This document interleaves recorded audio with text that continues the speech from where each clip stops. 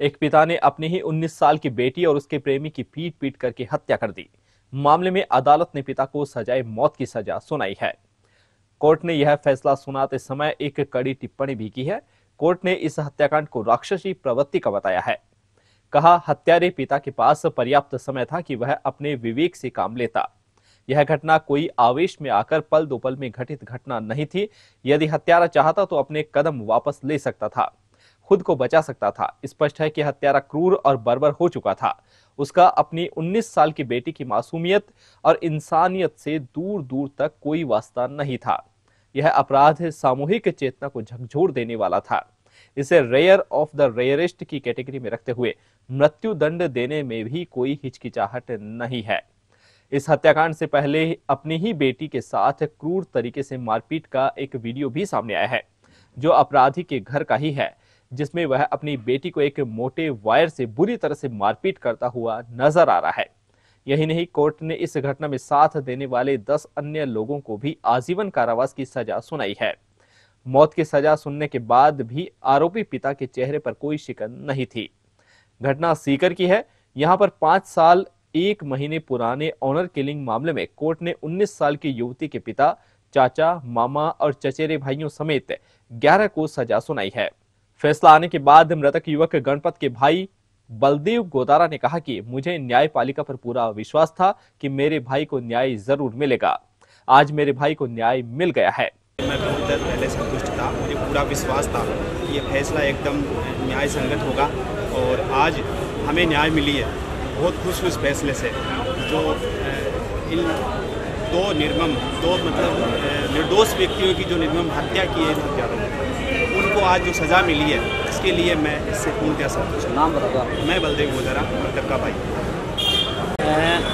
2019 में मुलजिम राम गोपाल द्वारा अपनी पुत्री से फ़ोन करवा के जो उसके मुलजिमान जो दूसरा मृतक था उसे प्रेम प्रसंग के चलते उनको फ़ोन करके बुलाया और 22/10/2019 की रात्रि को SR पेट्रोल पंप से उनको अपहरण वहाँ से करवाया। अपहरण करने के बाद में उनके दोनों को अपने घर ले गया और अन्य जो मुलजिमान इसके सहयोगी थे, जो रिश्तेदार थे, जो जानकार थे, उनको बुलाया और सारी रात कार से पीट कर इनकी निर्मम हत्या कर दी।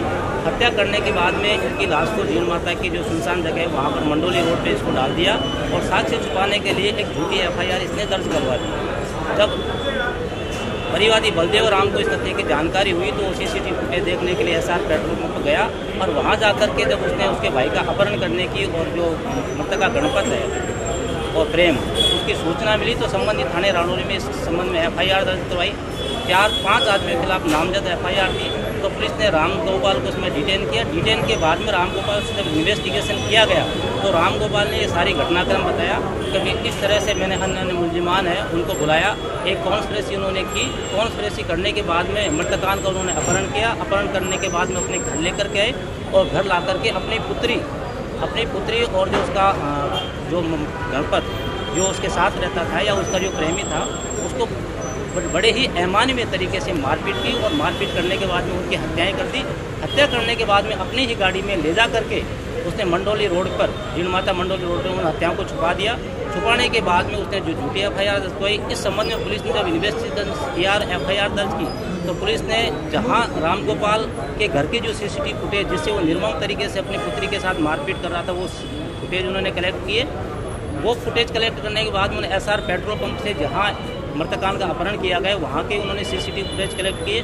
CCTV फुटेज कलेक्ट करने के बाद में इनके जो कॉन्स्पिरेसी थी, कॉन्स्पिरेसी के संबंध में इन मुलजिमान के जो मोबाइल की जो लोकेशन थी, उनकी जो डिटेल थी, उनकी सबकी हर विश्लेषण तैयार की और विश्लेषण तैयार करने के बाद में इन जो मुलजिमान थे इन सबका जो आरोप में हत्या करने में शामिल थे उन सबको गिरफ्तार किया और गिरफ्तार करने के बाद में 14 मुलजिमान के खिलाफ आरोप पत्र न्यायालय में पेश किया।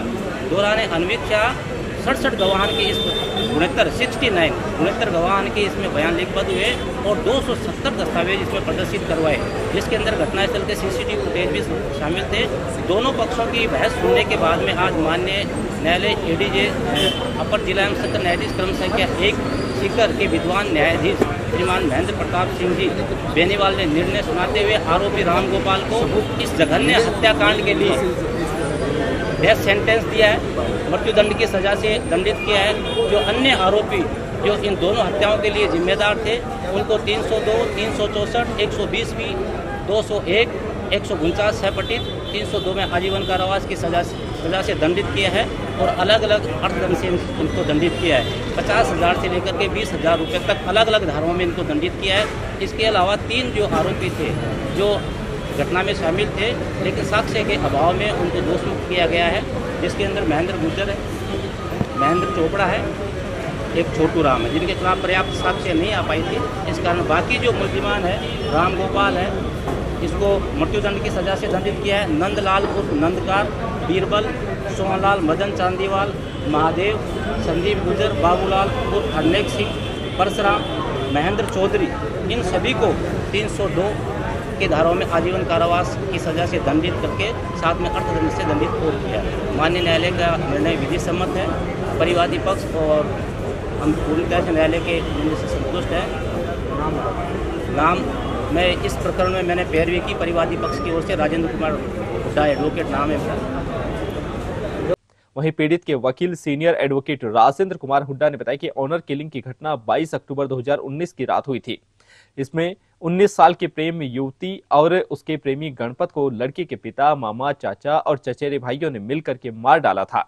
इसके बाद 30 नवंबर 2024 को इसका फैसला आया। इस फैसले की गूंज पूरे राजस्थान में गूंज रही है। सीकर में भी दिन भर इस फैसले को लेकर के चर्चाओं का बाजार गर्म रहा।